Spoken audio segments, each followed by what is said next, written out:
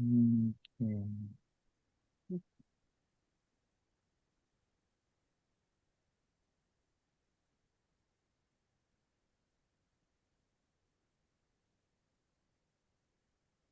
So now we are live.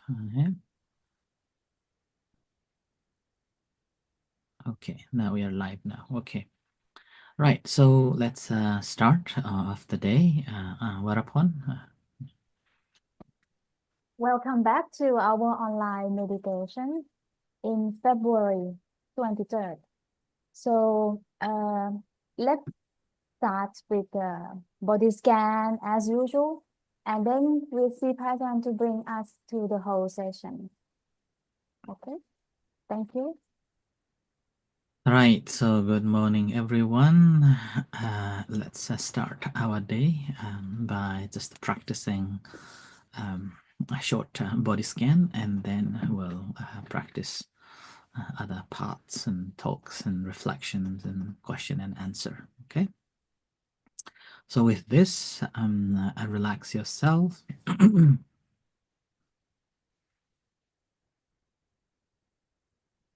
And, sitting in a comfortable position. And let go of anything that you have to do or thinking to do. And gently close your eyes.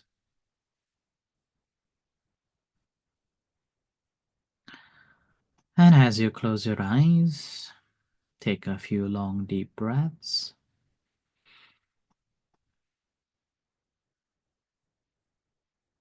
Just to relax the body and relax the mind.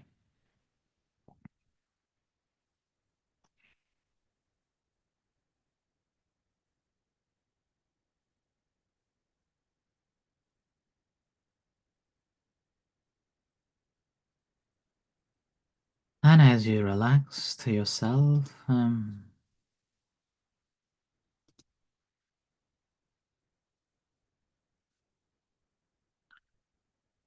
spend few moments observing the breath as it comes in and goes out through the nostrils.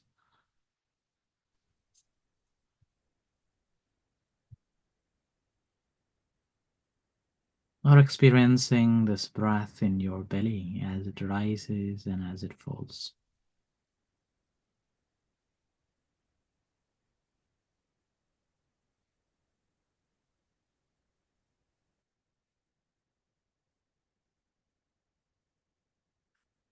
Work on one or another, let's say tip of the nose or the rising and falling of abdomen, just to get the focus attention and relax the body, relax the mind.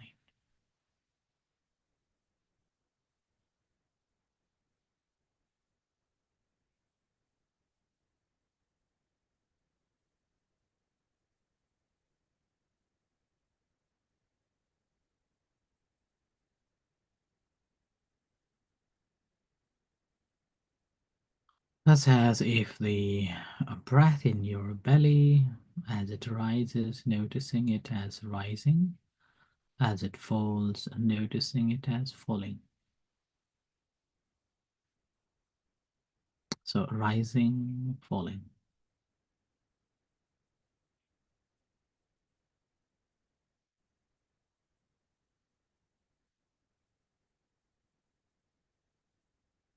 I remember we are not interfering with the process, just observing.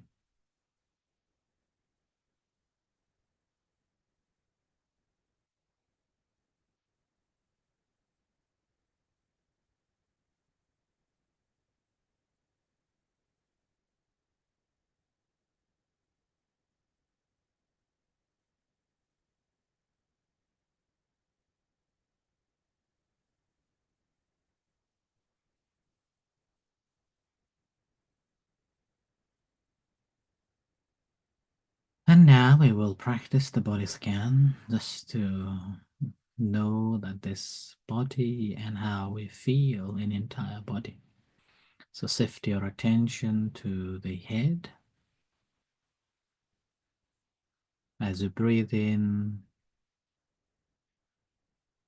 feeling the entire head and observing whatever sensations are there.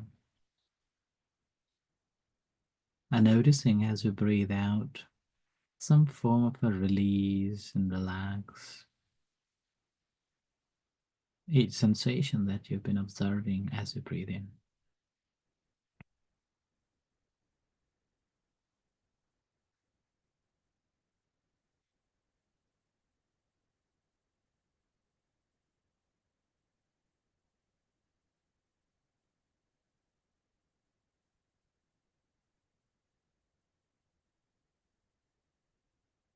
Just attending your awareness around the head area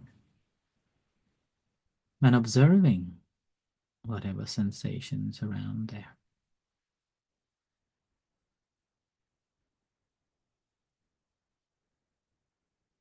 Making sure that your entire head is fully relaxed so that you can observe clearly all the sensations.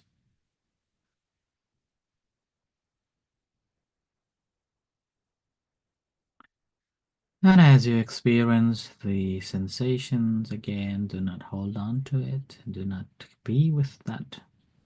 Just acknowledge and observe and let go.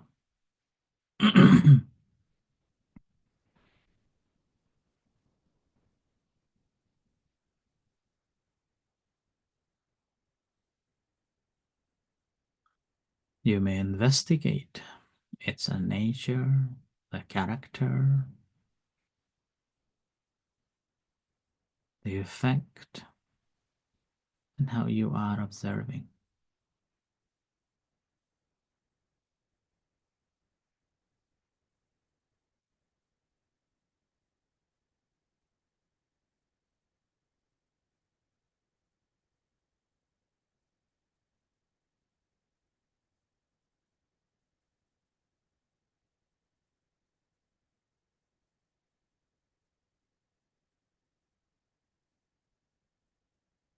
And now shift your attention from head to your right hand, from shoulders down to the fingers, the entire right hand,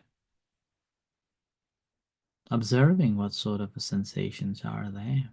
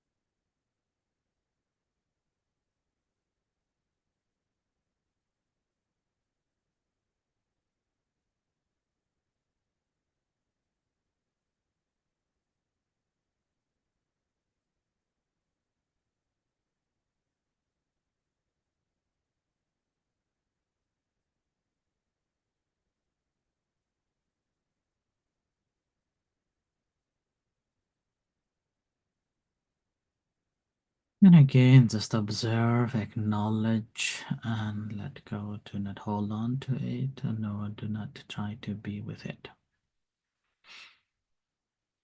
Like the sitting at the bank of the river, watching those sensations objectively.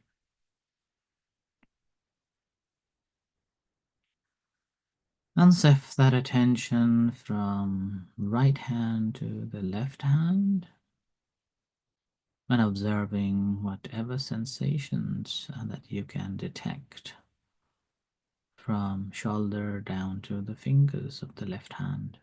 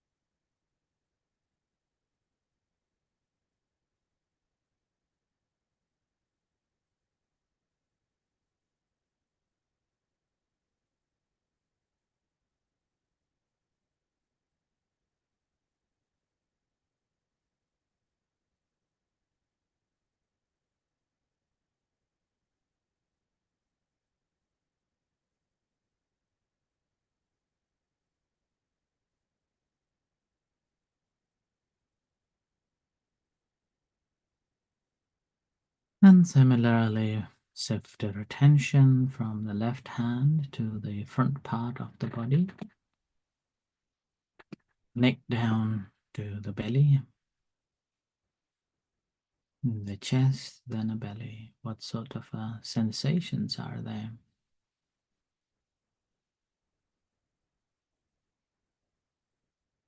Without interfering it, just observe, acknowledge, and note, and let it be.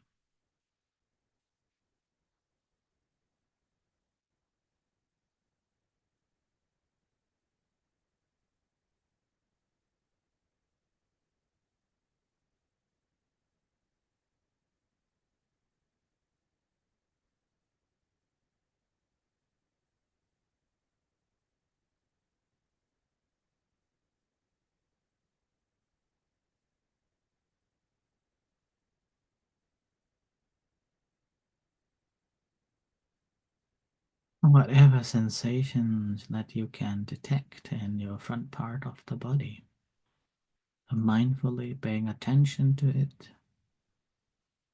observing it,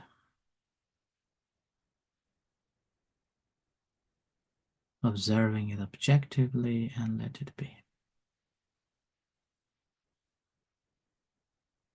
Do not generate any pleasantness in it or unpleasantness in it.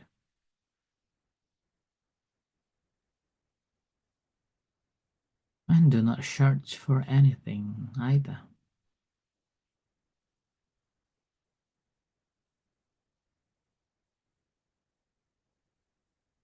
Paying mindful attention as it happens, as it occurs.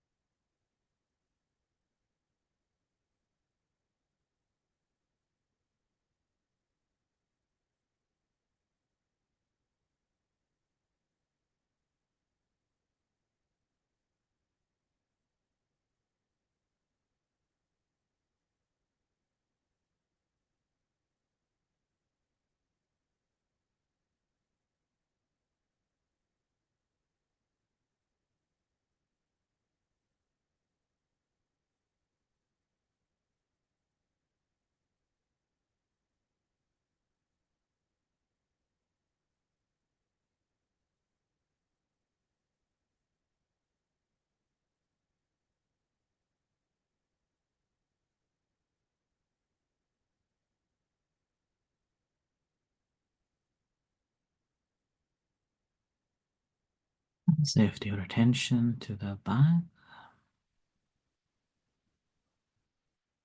So neck down, upper back and lower back.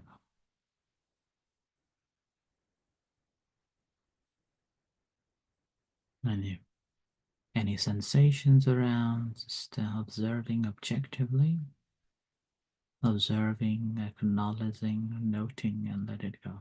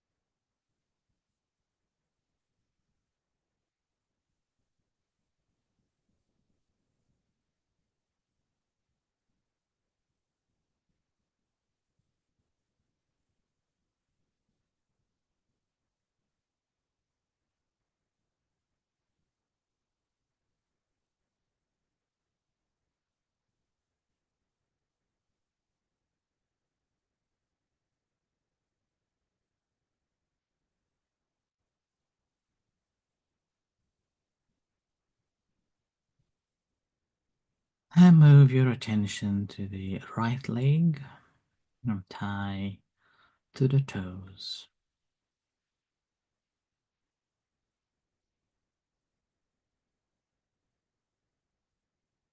Whatever sensations are there, just observing objectively.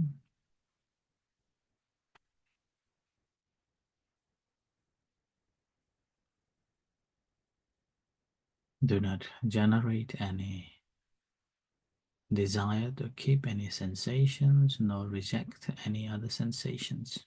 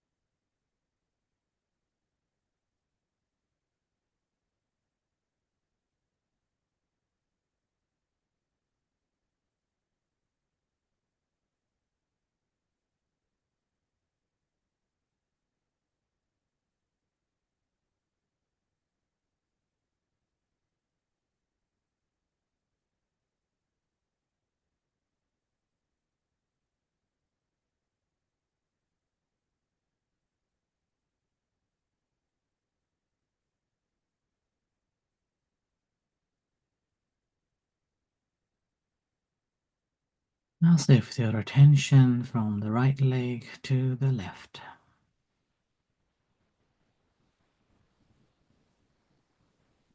The top thigh and below the toes.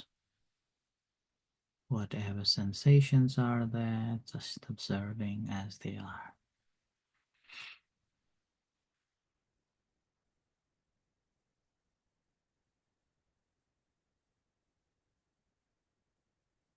Do not generate craving to keep any sensation, nor the craving to reject.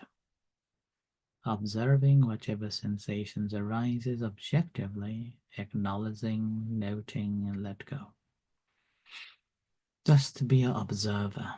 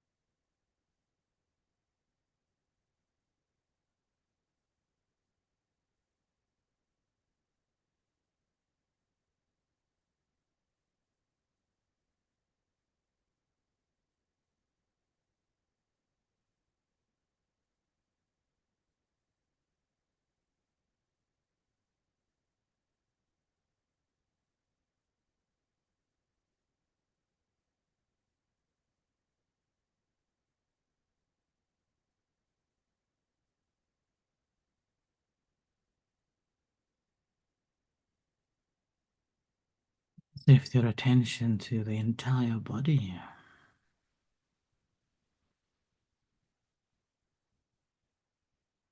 Observing the sensation in the entire body.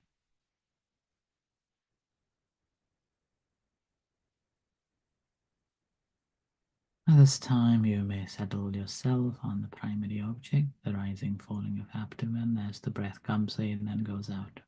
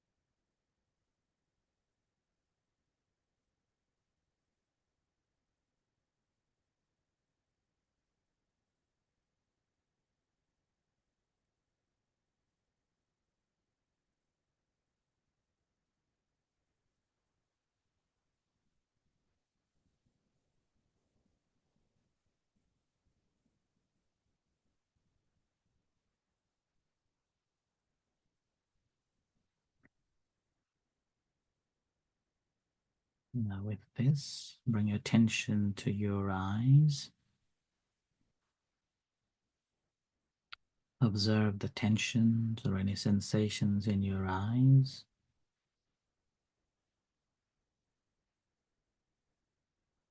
And creating intention to open your eyes.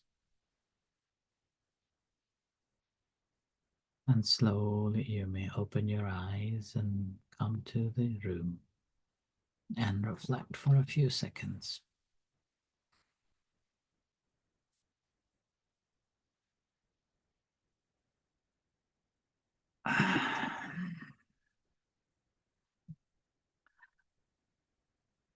Okay,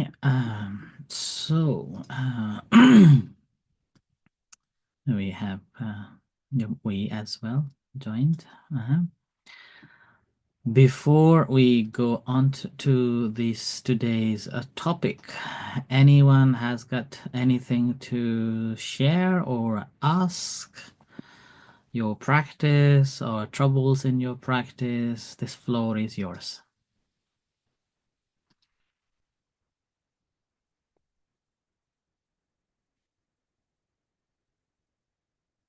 Anyone? Anybody wants to share or anything you want to ask a question?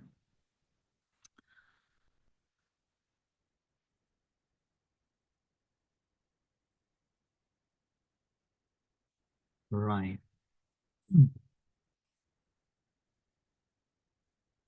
Okay, so it's on me. Okay. Everybody, can you hear me properly? Okay. Yeah. Okay. Right. So, this morning, I was asking Warapon that which topic should I talk to today, as we have been practicing in different topics and contemplating on different aspects of the meditations and how to apply in our day-to-day life and so on. Then Warapon told me that it's up to you, Ajahn. And and I thought that I will open the floor and go with the questions that you ask. But since you have no questions and nobody wants to share, that's fine. Now, in that case, I will give overview, overview, like the Buddha said in the Satipatthana, the four foundations of mindfulness. The Buddha said that ekayano ayang maggo, which means this is a direct path. The path to the liberation, path to the purification, path that leads to the freedom. And this path is a direct path. And this path we have to walk ourselves. No one can walk for us. And this path we have to do it by ourselves. And there is the path that this path is the path also known as the only path to the liberation. Okay. And what is this path? So this path is called the Satipatthana. So that is the four foundations of mindfulness. Sati means mindfulness. Patthana means foundation or establishment or a frame or a base. So it's up to us to translate and how we relate to it. And the Satipatthana, the base, if you take it as a base, then there are four bases.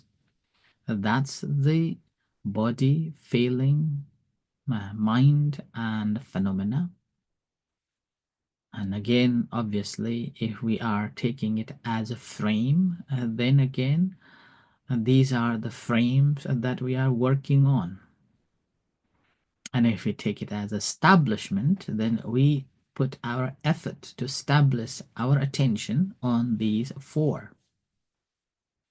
And if you take it as a foundation, then it's like a beginning point, starting stage to get the real mindfulness.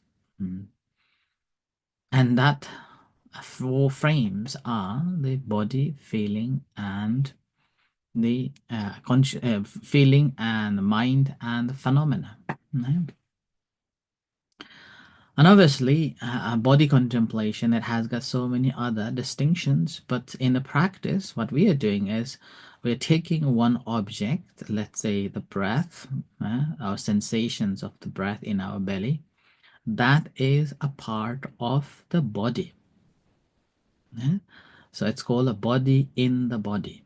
So this whole body as a big body, as a basket, and then the breath is one of the one of the of the bodies. Now when we pay attention to it, we focus on the breath.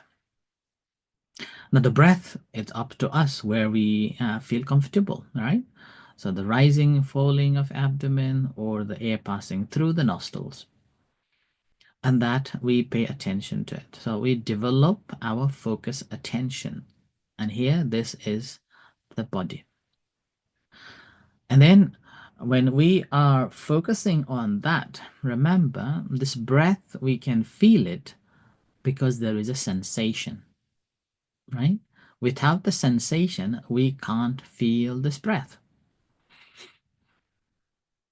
And that is the reason why pretty much, when we are doing something else, we do not feel the breath.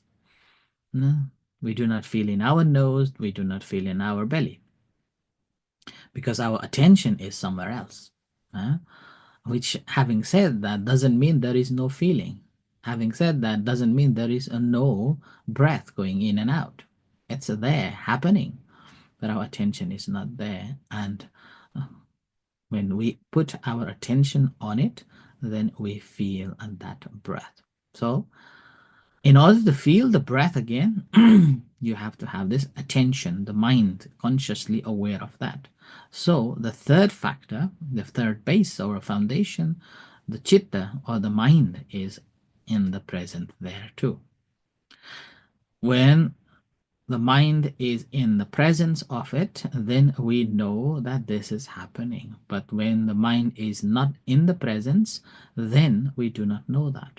Yeah, so one single breath, when we know it, in a way, we are having all three taking place at the same time. Okay, so the breath is the body, the feeling of the breath is a feeling, and then the mind knowing the breath through the feelings is the mind. So feeling is the bridge between the breath and the mind. Yeah? So the breath is the base or a foundation which doesn't feel, which doesn't have a sensations, and which can't recognize anything. But when there is a feeling, a mind observes it, knows it. This is the breath. Now, this whole process that's taking place, the conditioning and the process and knowing and understanding and these things are happening. That is the Dhamma, the phenomena, the conditioning things that's taking place together. Okay? So that is, in one single shot, we have accomplished all the four foundations of a mindfulness straight away. Okay, straight away. Similarly, now if we take it as the postures of our body, let's say sitting posture or a standing posture or a walking posture, or which is also known as a movement. These are, again, we are observing different types of factors that are taking place due to this body changes, and then your mind is aware there, and then you are understanding that. And when we go into a little deeper on it, then what we are understanding that this body itself actually made of the different elements. So that's why we feel the pressure, we feel the heat, we feel the tension, we feel the relaxation, we feel the calmness, and so on. These are the natural phenomena that happens due to the different conditions causing it to be. Right? And that different conditions taking place this way. And when we understand that properly, then we realize that this body, in fact, is a component that combined with so many other things created.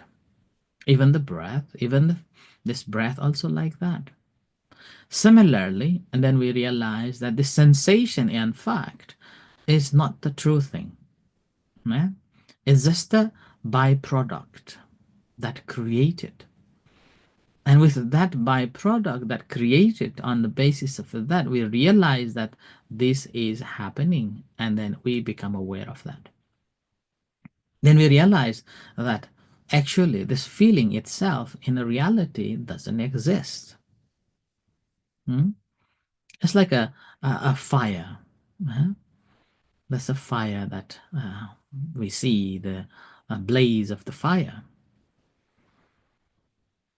Right? And then we see the blaze of the fire. When we say that there isn't fire, then there is the burning happening. And the mind is attending there. So then we realize that this mind itself, again, actually conditioned, created. In a reality, it's not there too.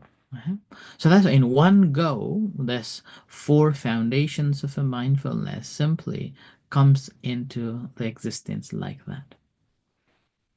But it's to understand that it's not easy things to do because we are preoccupied. Particularly, our senses are so sensitive. When we think about, when we look at, when we see, when we hear, and those moments, we always have something to think about. How will I be? How am I? What I'm going to get? These will obstruct us. Sometimes we are present here and focusing on hearing, but we do not hear. We're watching, but we can't see. Can you experience that? And then in the meantime, there are the noise that coming in, but we can't hear.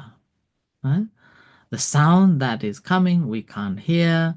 The the pictures or things that we are watching, we can't see. And then the things that we eat, again, we can't feel, like that. And then there's a cold and a heat that's there, but we can't experience it.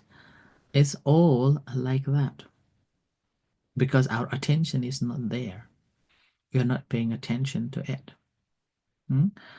And the reason why we are not paying attention to it, again, because our attention is somewhere else.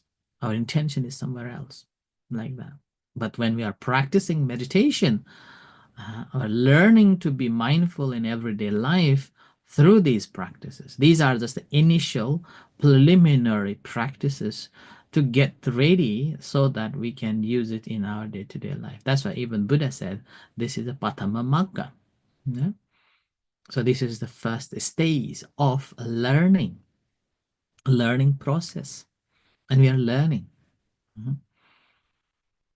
And obviously when we are learning it, it's just like a initial stage to learn all the keys in the instrument. So we are learning that one after another.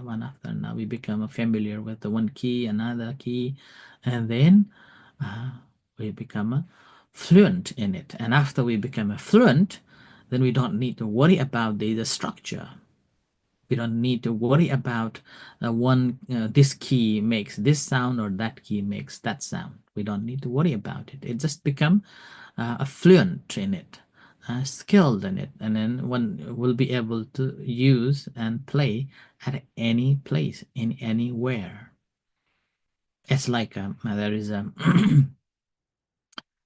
saying say that once you become a kung fu master, you don't need anything to protect yourself and disable another person. A kung fu master can use any item, right? Literally any item as a weapon.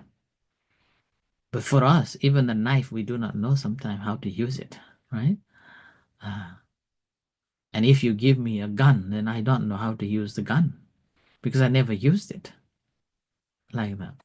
But for the Kung Fu master who has excelled in and out and everywhere and all around, for him, every tools are the weapons for him, and he can use it skillfully. Similarly, when we are learning these and again by contemplating on this body contemplation, feeling, mind, and phenomena, eventually we become so skilled that really allows us to use these tools in our life any moment, anytime. Yeah. And we become a very flexible with the situation, with the conditions, with the environment without any troubles. We're able to move around, we're able to change around and not affected by it at all. So that's why this is the beauty of this practice of a mindfulness meditation, that the more we practice, the more we become skilled in it and able to deal with that, whatever situation we are in. Because any situation that we are experiencing, doesn't matter what, that is the part of this called phenomena, because that's conditioned, created. And in those cases, whatever arises and we are aware of that one, what we are doing is, rather than complaining or rather than thinking of changing the incident that's taking place, we are observing our own mental state. We are observing our own mental formations. We're observing our own relationship with that incident, that how these are happening. And oftentimes, the two things are happening. That's a desire and aversion. And desire to want, and aversion to get rid it of. In those two situations, which is the most prominent that in our minds, now in our day-to-day life that's taking place, we become aware of that one.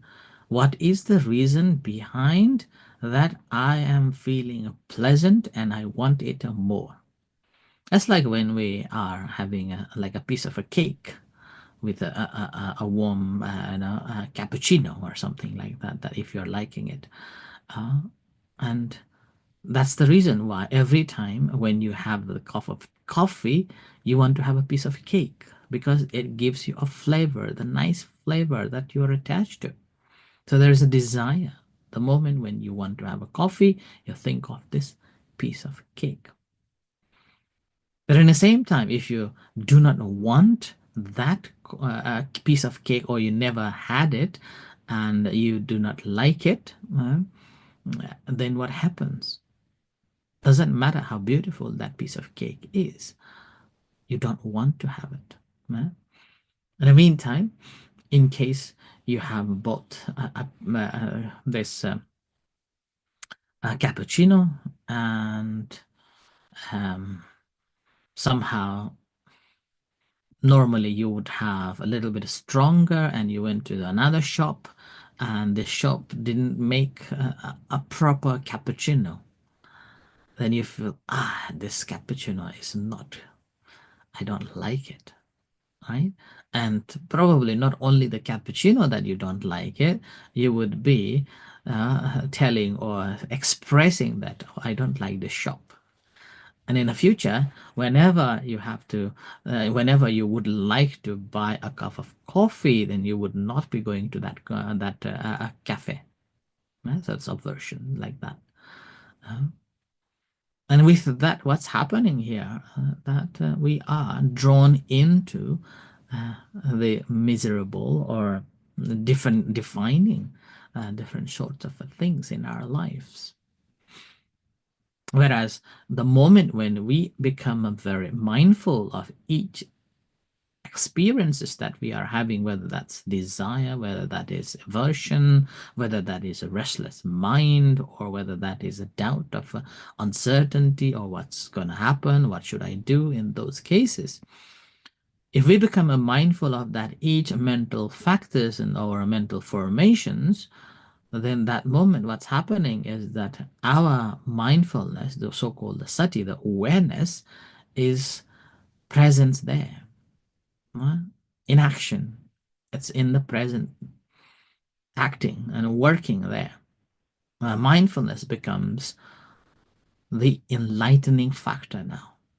It's helping us to know things, what's happening as it is taking place at the very moment, in the present, now and here and now. And also Meantime, rather than lost into that experience, it's awakened. uh, it's a fully awake. What next? So there's sort of a what next? What's happening next? So it's always alert. Alertness is there. And with that alertness, what's happening is that there is an inquisitive mind there. You're investigating, investigating that this is happening because of this is happening because of that, and then because of this is going to happen like that. So there is an inquisitive mind there, and this inquisitive mind is so alert, so awake, uh, and because of knowing each and every little dots or every little flipping moments, this mind becomes illuminous. Illuminous, and then rejoicing, as complete uh, joy and happiness is there, and there is a continuum energy being applied in that. So with that, what's happening? Mind is in a complete tranquil, and mind is not distracted. Mind is fully awake and focused on each moment of these mental factors that arises and that change and ceasing, arising, ceasing, arising. At that moment, then what happens? We will be able to keep the mind in a neutral position. Ah, this happens. Okay. This happens. Okay. Now we are not creating or we are not generating any tendencies to grasp or get rid of. Right? So we are simply become a present and then just letting it be like that. And that's actually enforcing us to understand that even these mental factors, yeah, which normally now we have been talking about, things are impermanent, like our feelings, our emotions, the world, the nature, everything is evolving and changing all the time. And particularly, we see that this modern world is changing so fast, and because we cannot catch it up, it's very difficult to catch this revolving or this modernizing this world. And every day is new things is happening and new tools are coming, like in AI coming up, and those things are so rapidly taking place, and we cannot catch it up. And as a result, what happens? It creates a fear, anxiety, and stress, and which we cannot protect, and we cannot prevent. It will happen. It will be moving all the time. It will be changing all the time. And what is happening here, what we are practicing here, is that the change is there. It's not the problem. But what is problem is that when these changes are taking place, am I able to be mindful of that? And am I able to be able to know my own mental formations or not? Mhm. So the moment when we able to see that in a subtle level of this mental states, that how my mental factors are changing each moment, then doesn't matter what's happening. It's just the way of the nature that things will come and things will go, things will come and things will go. In a way, this rapid revolution that's taking place in this modern world actually teaching us that nothing is certain. It's moving so fast, so rapidly. Initially, we thought that smartphone was already smart enough, and now not only the smartphones, the AI, and even though in the AI everywhere, that we just need to talk and it can do anything. We just, and in a way, it make the AI development is actually making humans more dull because they don't have to think anymore. We don't have to think anymore. All what you have to do is to give it to the AI. And this is also actually teaching us that nothing is certain. So it's changing. even the modernity, this technology is changing every single day, and the new versions of iPhone is coming. That's why it's getting expensive and expensive, and still adding more AI into it, and then getting more expensive of that. So this is also always changing every moment. So not only this material world that is changing, we are trying to understand and realize that, and so that we will not be attached to this versions of this current version that we think that's smart enough. We know that something is coming soon, but the practice of a meditation is we are going through our own mental formations, mental states, which is the Dhammanupassana, right? Contemplating on that itself, that how my mind is changing. When new things arise, I observe, I notice what happens. How am I dealing with that? Right? When we can contemplate in that way, the equanimous way, in this way, then we realize that things are always changing. But if I can understand these are changing, I don't have to be worried about it. There is no satisfaction nor dissatisfaction. It is the way of the nature. If it comes, it's okay. If it doesn't come, it's okay. So there is no suffering at all. Then we don't have to worry about it at all, right? So that means basically we become aware that the reason I am having suffering, I am in dissatisfaction or unhappiness, basically I am attached to the iPhone 6, not the iPhone, which number now? 16, right? I am still happy with the iPhone 6, not iPhone 16. And then worrying that why there is so much, right? Or I have iPhone 6, but there is already iPhone 16. Wish I could have that one, right? Like that. So with that, what happens here? And we know that the real cause of the problem is our desire to take something that's beyond the control of ourselves. And this can be ended. So ending is basically is the way. And in order to end that, what we need, that we got to have the right understanding of the things the way as they are. When we have that understanding, life becomes much easier and simpler. But the problem is we don't want to live life simple life.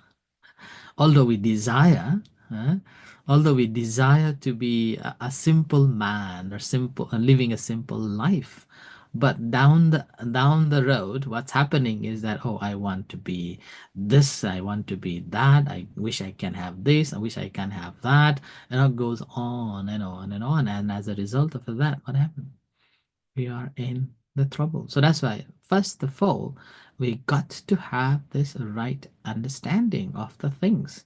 And when we are talking about the things, we got to have the right understanding of our physical body, our own mental state, in a subtle level of a mental state, that this also changes. This is also changing. When we have that, then there won't be any trouble.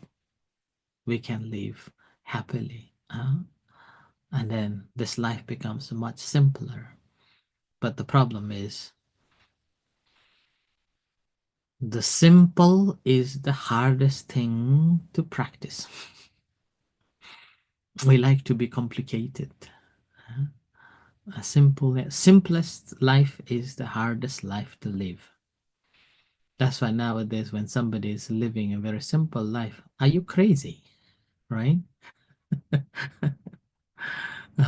Like that. And because of that, again, what's happening that we are actually harming one another too. Like there is a story comes, and this is story again, and after the Buddha passed away, and monks become less just like self-independent and living in different places and goes on.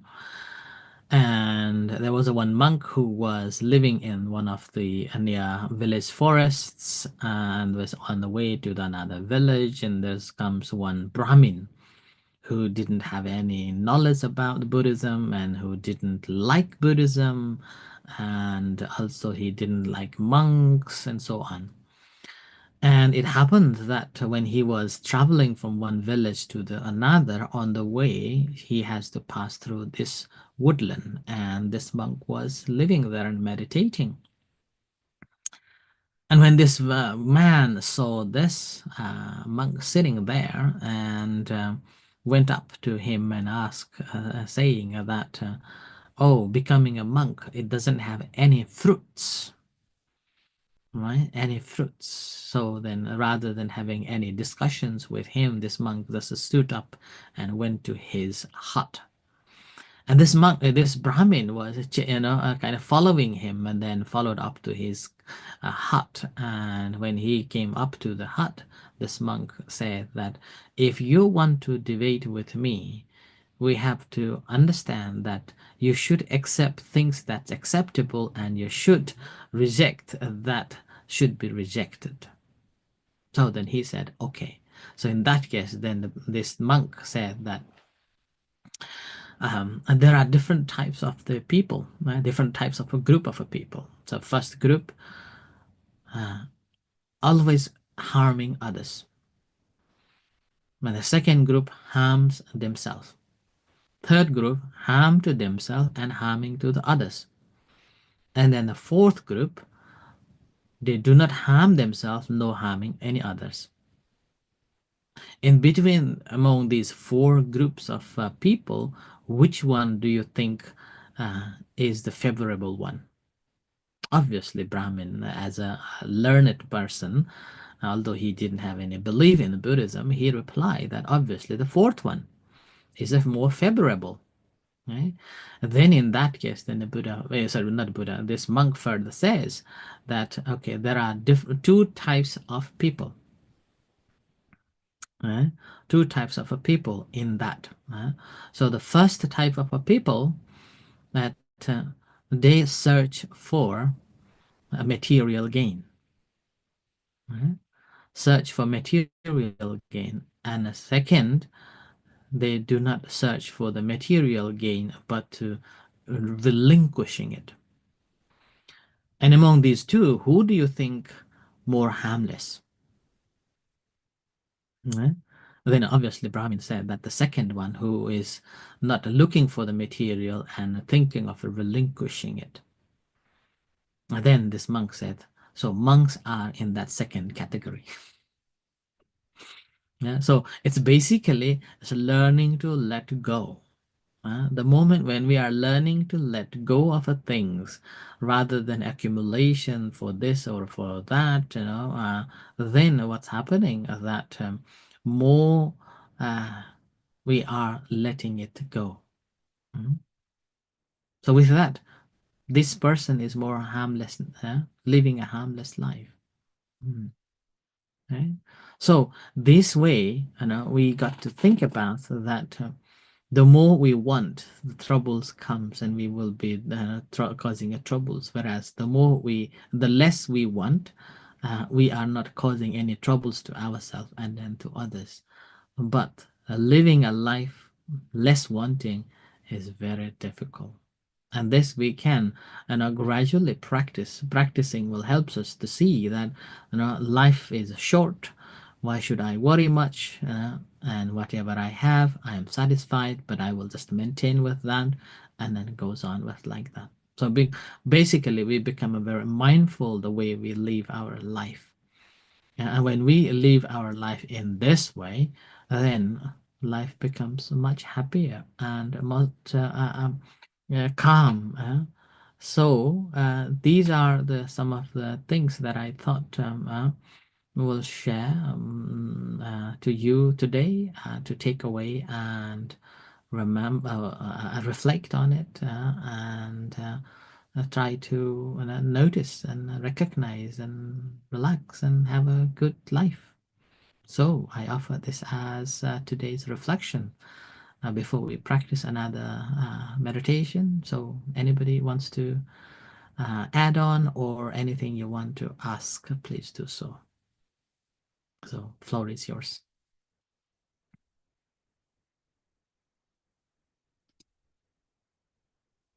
Yes, Jonas, unmute. Unmute. Now I'm unmuted. Yes. Thank you so much. That was very insightful. I just already before I wanted to share a thing that I have when I practice that has to do with a fixation of the mind, that something has to be a certain way. And mostly it's the easiest to explain when I'm about the body, because body is always unequal and I sit a certain way, and or I have something in front of me and I have the feeling it must be, symmetrical or something silly like that. And then I get distracted just by this. And I or I adjust it, but then I realize it's still not good, and then I adjust the other way, and it's still not good, and so okay, then I just let it go, and I say it's meant to be this way, and then I can let it go. Hmm. And usually that works. Hmm. Sometimes, not always. Hmm. And now that you just say about not wanting things, it's very helpful to me to hear that when you, because I have a lot of things in my head and a lot Hmm. of wishes and worries and doubts and Hmm. also wants, that all comes from that. Hmm. Wants, like I want this, I need to go there, what do I do with my life, where I want to go, blah blah blah. And if you say I don't need any of it, and I see what comes, that's Hmm. the shortest way to relax. Hmm. Do you think that's the right way to apply what you said?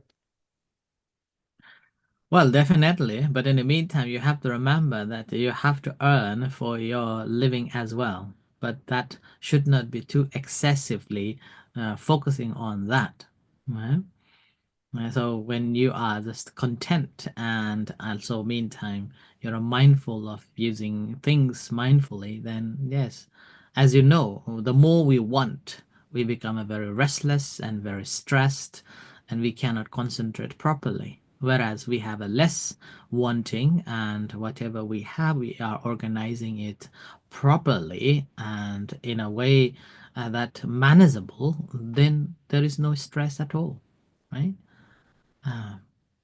Like let's say the construction of this meditation hall here in Aberdeen, when we commenced the start of this construction last year, we had only about 80% of the fundings, and then 20% was still lacking, and I had this stress uh, that I have to find it. I have to find it. When I created this mindset that I have to find it by this year, and by April, I could see the tension in my head. I could see the tension in my body and the mind, and the way I was working and the way I was doing was so much tension in it. Okay. And then one night I was talking to a lady, and she is always been with me, and she always helps me to give ideas and supports me from the beginning of the center. I normally respect her as my mother. And she said that, Achan, it's okay. If it's meant to be, it meant to be. So don't worry. And that's the turning point. And then I say, actually, Mom, you're right. Right? Then the moment when I accept that this is, I could feel the ease in my brain, and I could feel the release of the tension, and my shoulders was so relaxed, and I could breathe properly in a way, you know. I could breathe properly, and that is how it is. So that's why the more we want, doesn't matter whether how much or what it is, there is a tension created. But the very moment when we accept it, and then it's let it be, and then suddenly everything becomes so normal. And it happened, so within a couple of months later, somehow, somewhere, the funding just came in, and then it fulfilled the needed amount. So we are in a good hand, and now we can see our building is coming up. So probably in 2 months' time, the building will be completed, and we can run the meditation sessions there. So like that, so these are we can apply in our day-to-day life, and in every situation, and in every walks of life. The more we want, the trouble comes. But when we let it flow, but we are aware of it, what's happening, but we haven't completely given it up, but we are conscious of that, and then we are keeping the boundaries of how much I can think about it. Then there is no stress, and we are living our life fully. Yeah? So we are living our life fully. So that's why these are the practices, and then that's why sometimes, although you're practicing, always need something to trigger you. Like I was given this advice, she wasn't deliberately giving that advice, but during the conversation, she just mentioned it and just clicked, right? So I was able to hear that sound, and I took it on, and then straight away I investigated. That is the reason of why I wasn't relaxed. That was the reason why I was so anxious and stressed. Now I recognize that, and then, you are right. That's it. Done. So like that. So that's why you may have heard me saying many, many times, acceptance is the key, right?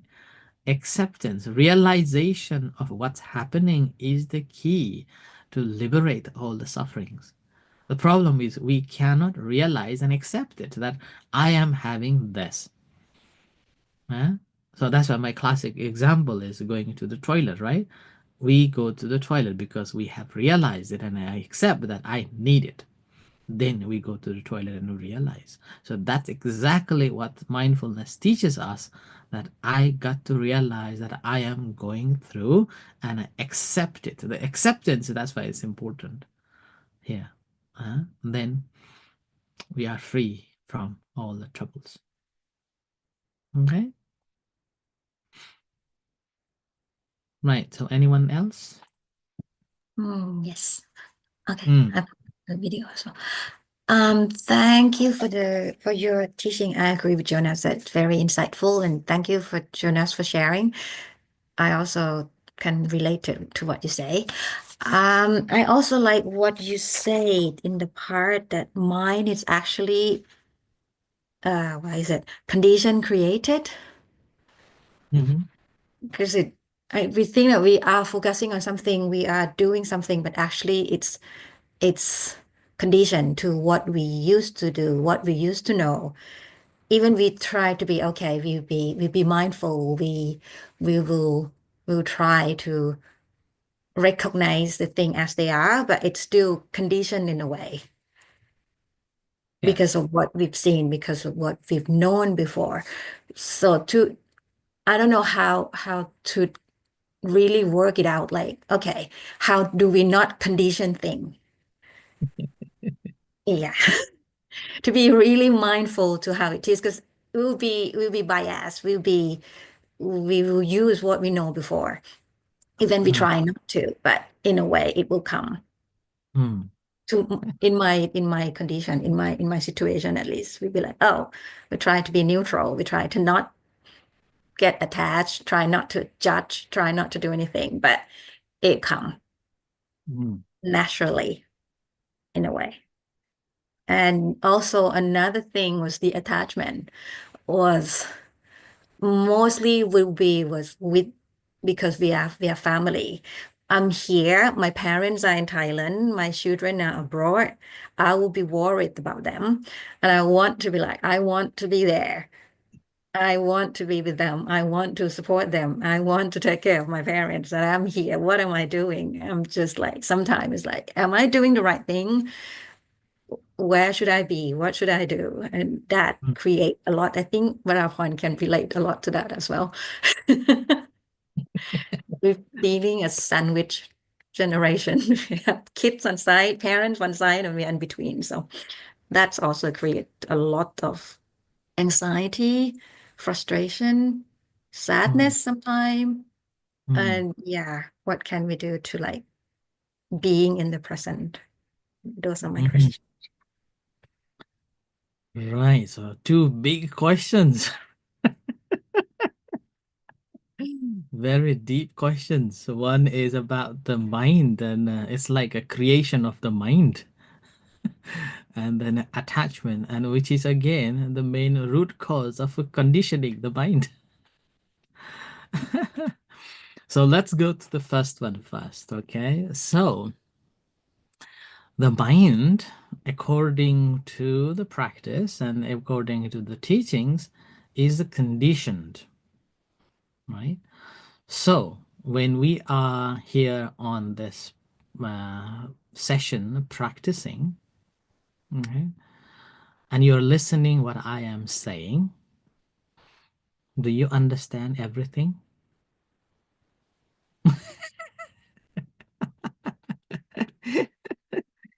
Let's say words that I am saying in English, do you understand? Yeah. How do you understand?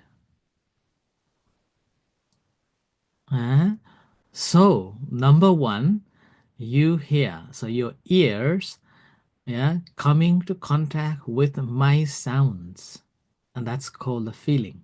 Yeah. So coming to contact, that created, and then just coming to contact.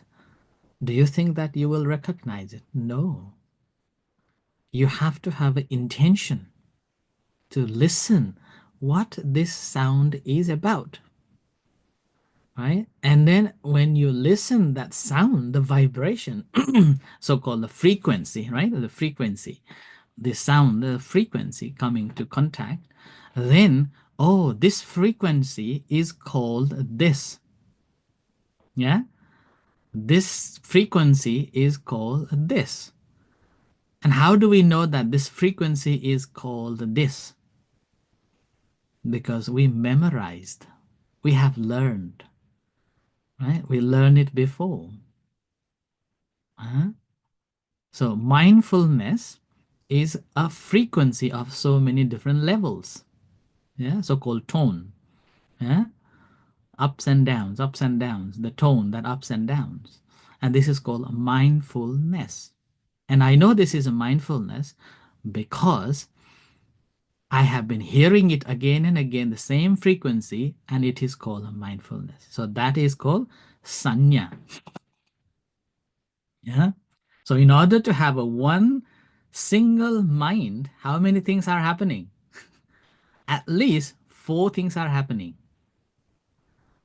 Number one, feeling. So contact. Feeling. Right? You have intention and you memorize that frequency. Now again, if you go back again, in order to have a contact, how many things do you need? At least 2 things. Right? 2 things coming together. Only then there will be a contact. And what are the 2 things? The sound and the ear. Sound and ear, 2 things are coming together, and that's how the contact comes. And when these 2 things rubs, then that creates the frequency, the feeling. Right? And when this feeling frequency came, then I realize, I pay attention to this this frequency, and then I realize that, oh, this frequency is called mindfulness.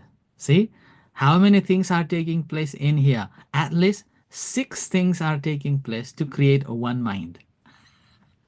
Now, isn't it a condition? So many things coming together, forming one single mind. That's why it is called a conditioned, created one single entity. And now when these condition created, all the condition created this one mind, can we say that this is the real mind? We can't say. If we take away our ear, doesn't matter how loud I speak to someone who is deaf, doesn't make sense to that person at all, right? Because there is no contact, there is no feeling, and there is no intention to listen that, and he or she doesn't have any sense of what's happening with this because he doesn't hear the frequency. That's why in the practice of a mindfulness meditation, in particularly in the Manupasana, the phenomena, we are looking at that mental formation. The subtler we become and conscious we become as our mind becomes very calm and collected, then we able to look at these changing moments, these conditioning moments of this mind. Okay? How this one mind creates this.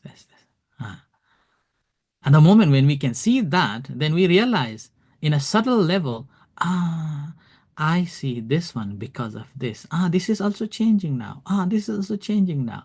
So in a very micro level of a change, we see that. When we see the micro level of the change, why worry about the macro? So that's why it is called a condition created. Okay.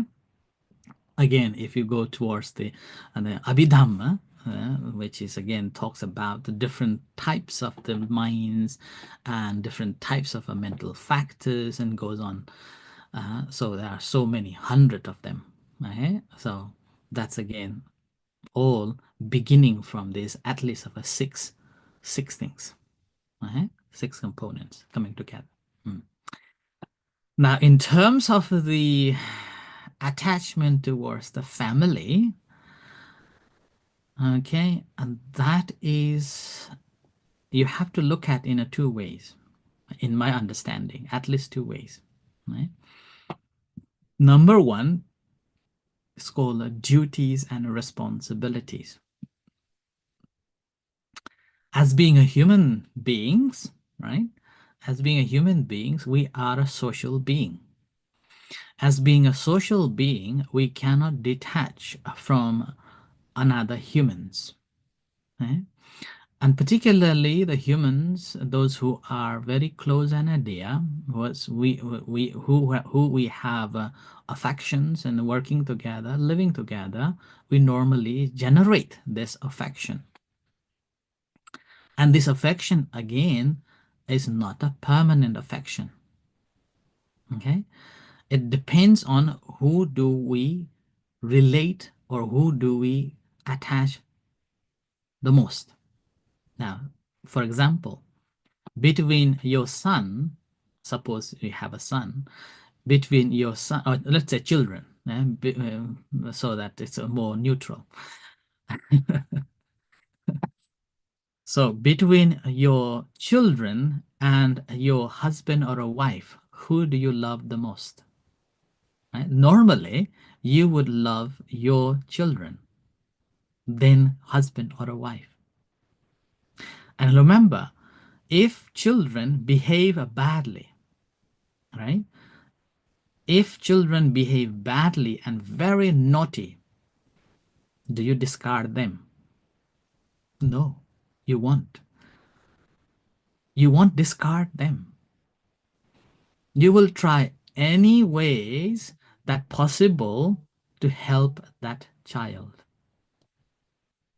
to be either good in the way that I look at it as that person should be behaving, yeah, or set himself up in a right way. Okay? But if your husband or a wife, suppose if they behave a little bit of a naughty and badly, what would you do? You're happy to discard them straight away. I need a divorce. I can't bear anymore. I have done too much for you. Whereas your children, you have done everything from the moment when you wake up until you go to bed. You'll be thinking and how to deal with, how to treat them, you have done so much from the beginning, and you're happy to keep them. Whereas the husband or a wife who you have created this creature, they have done probably one or twice something wrong or something bad behavior or something said with out loud, and that really hurt your feeling. Straight away, that's the end of the journey. I need a divorce. Right? Where is that attachment now? Initially, you will be making so many vows and, oh, I will be with you for a whole life. I cannot live without you. I love you so much. This is the end of the world, and nothing is going to separate us. Right? So that much bond you have created. And suddenly something happens. And this bond, what happened? That you have made so many vows and commitments, and probably went into this mountain or that mountains, and you will be writing this and that and counting the stars and saying that this is infinity. And attachment, where is that attachment anymore? It's gone, right? That is what is called attachment. Whereas the responsibility is another thing.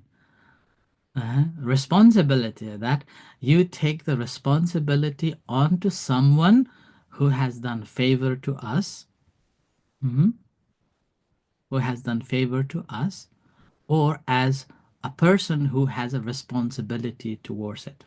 That's why children, this is your responsibility, not the duty, because you have given this chance and you have taken the responsibility to look after and take care of this child, and then make that child to be best as much as possible. Whereas the duty is the parents. It's your duty to look after them because they have done favor to you. Yeah? So they have done something good for you. And that's why that's the duty. Remember, whether that is a duty, whether that is a responsibility, you have to know the limits. You have to know the limits. That's again is the teachings. That limits, you only know that how much I can push and how much I can do. So in this case, that's why we can go back to the 4 different types of groups of people that I mentioned today. Actually, we can refer that the things that I'm doing, whether that is harming me or whether that is harming them. So it should be not harming to myself and then to them too.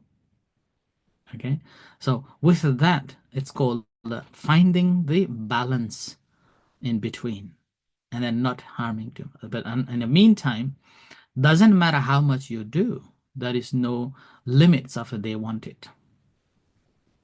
Right? And then doesn't matter how much you try to make them happy, or doesn't matter how much you try to make them follow what you think is the best. It's not always the case because we all have our own karma. So that's another aspect that we have to remember. That's why in the Buddha's teaching in upeksha or upekha, equanimity, balanced mind, the Buddha said, you have done all, but if nothing is improving, then we have to leave it for themselves to deal with it because that's their karma. And it's them to decide to change or not to change.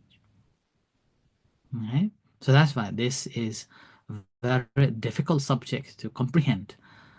And in the meantime, if we know the reality, then it's much easier to deal with that. Okay? So did I answer your question?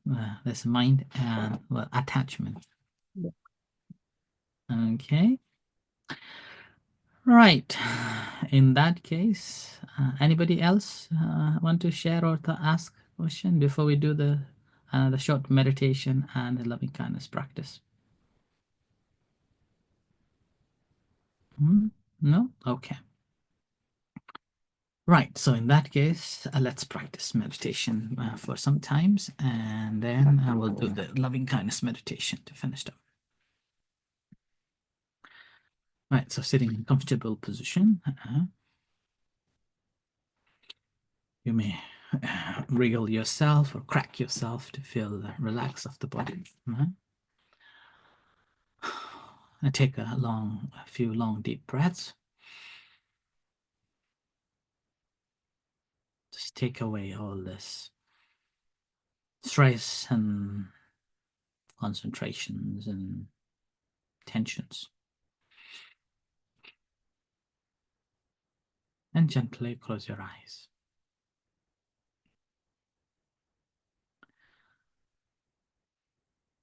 And spend some time just observing your sitting body.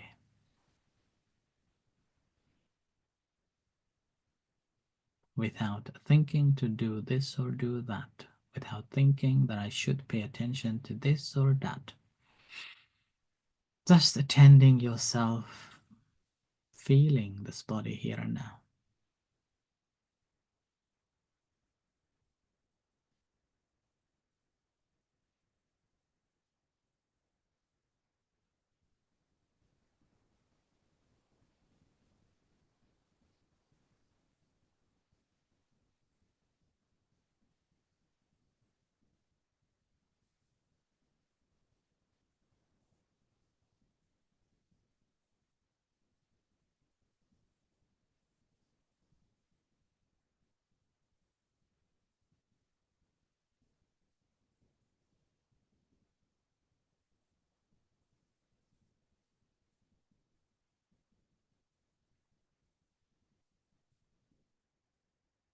And if you feel that the mind beginning to drift away to other things, the thoughts or the stories, then just settle it down by observing the breath in your belly or in your nose.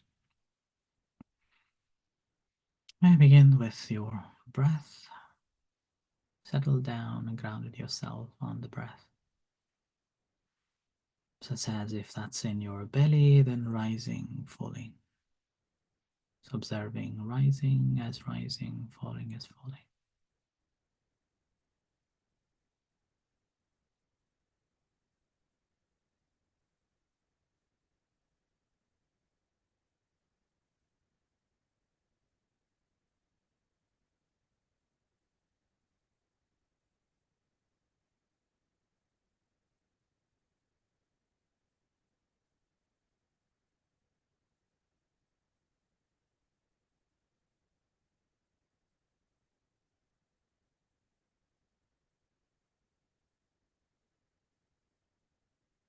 So gently attending your attention to this rising and falling of abdomen and mentally recognizing it. You may level it by noticing rising, rising, falling, falling, without putting any tension.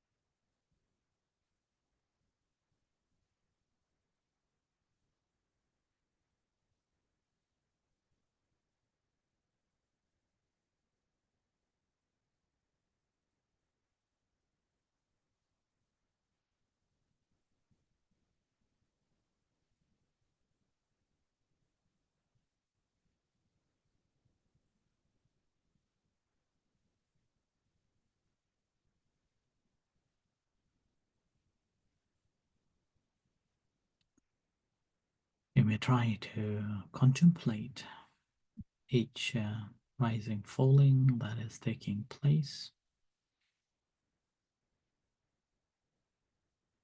How are you observing it?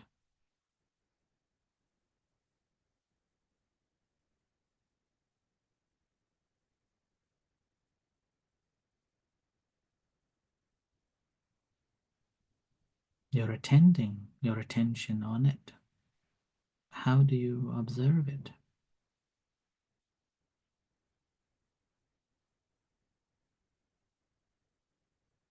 When you're observing it, what sort of a thinking that you're having over it?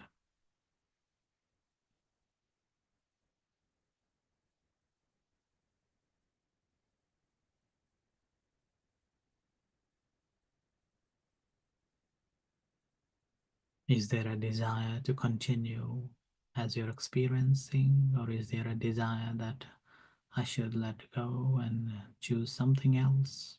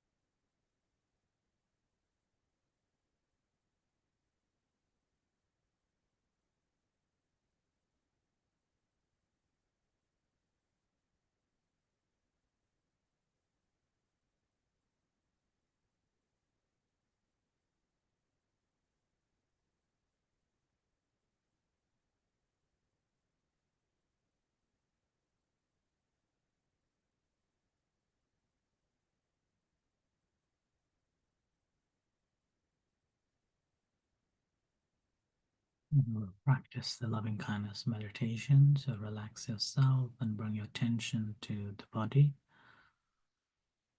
and feel the sensations in your body. So observing whatever sensations are there.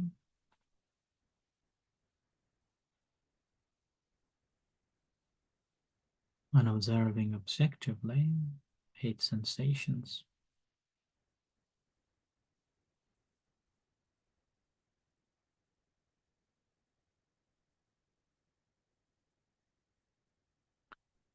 And bring that attention to your hands. Feel the sensations in your hands. Whatever sensations are there, the heaviness, the softness, the warmthness, or the cold.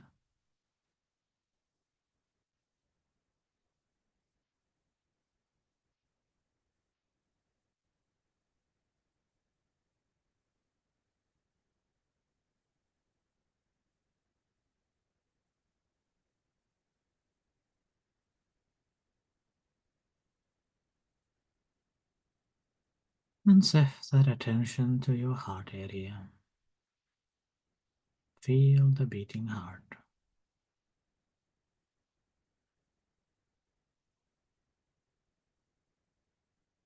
If you can't feel the beating heart, you may put your right hand in around the heart area or physically smiling to feel the connection with your heart.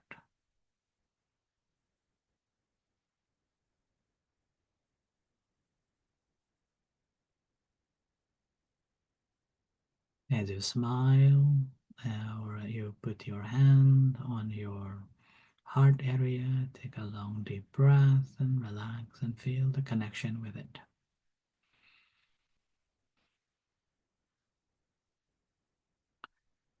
And as you feel the connection with this heart, generating loving kindness and compassion to yourself,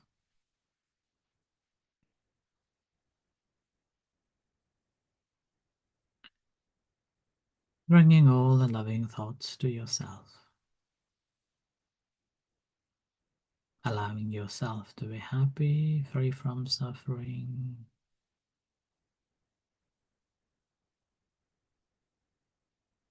Or mentally, you may recite,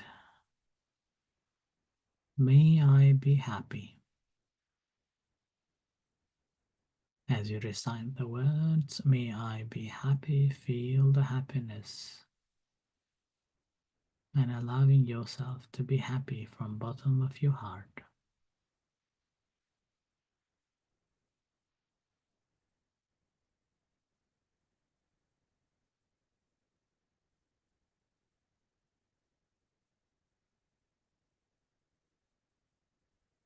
May I be free from suffering,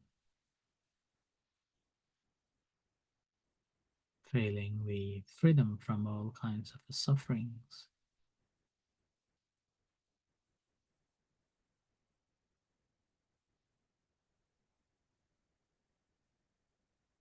May I be free from troubles of a body and mind.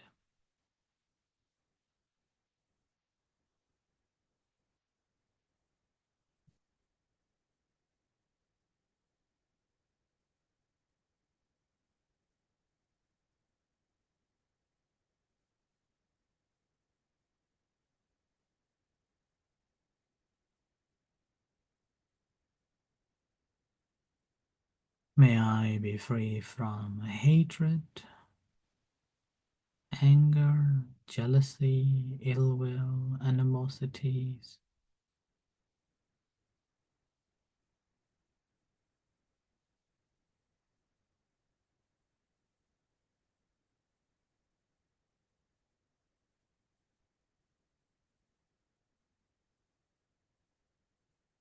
May I be able to liberate. May I be liberated, liberated.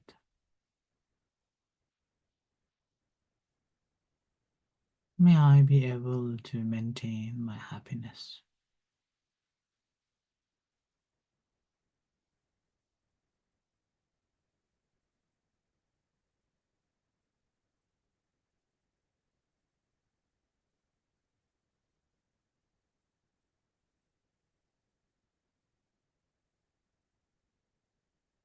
Similarly, sharing loving kindness and compassion to all other sentient beings, starting from near dear one, or any particular person that you think they need the most at this time. Bring into your thoughts and sharing these loving thoughts to them. May you be well and happy. May you be free from suffering. May you be free from hurtfulness and hatred. May you be liberated. May you be at peace.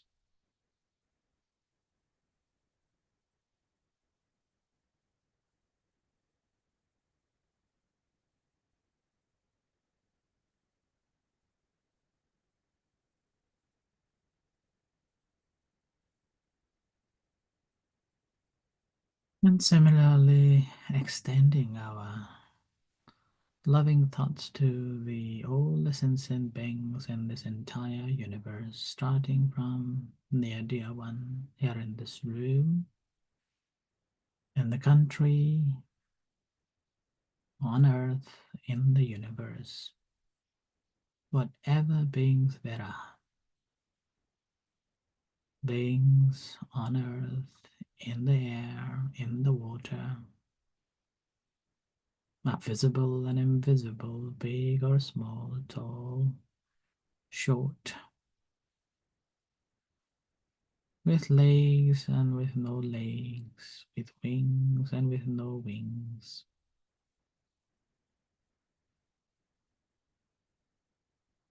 All the sentient beings.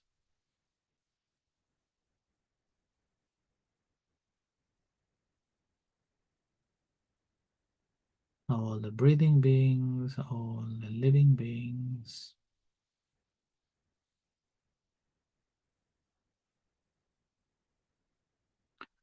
May they be well and happy.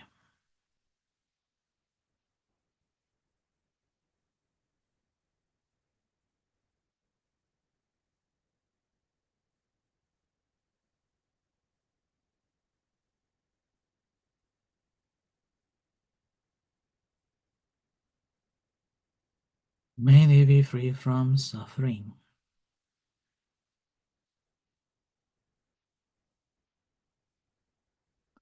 May they be free from ill will, animosity, jealousy.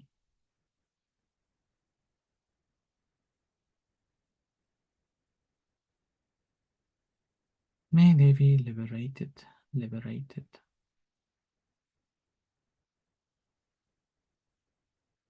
May all beings be able to maintain their happiness.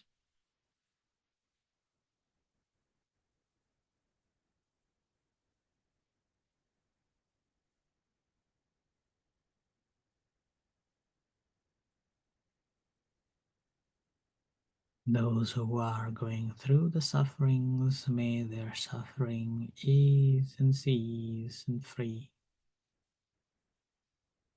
Those who are happy and well-being, their well-being and happiness increase.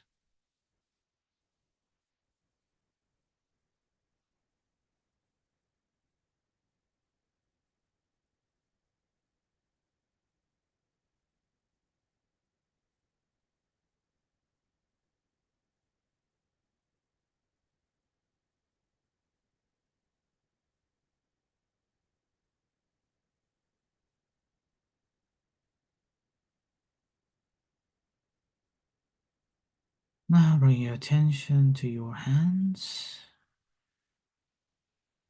Feel the sensations in your hands.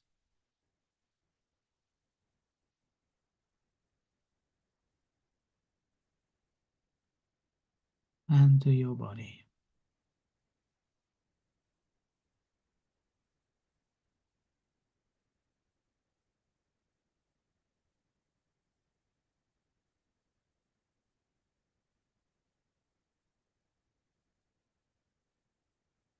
And to your body. Observing sensations in your body.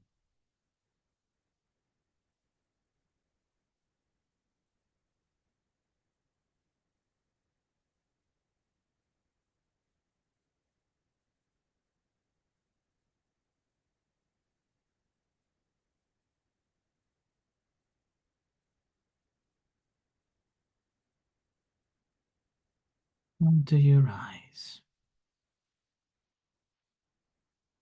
Feel the sensations surrounding your eyes.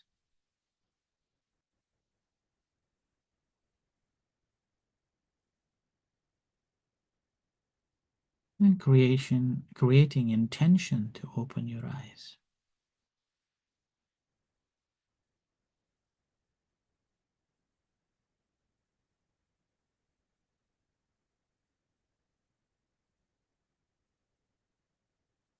And open your eyes.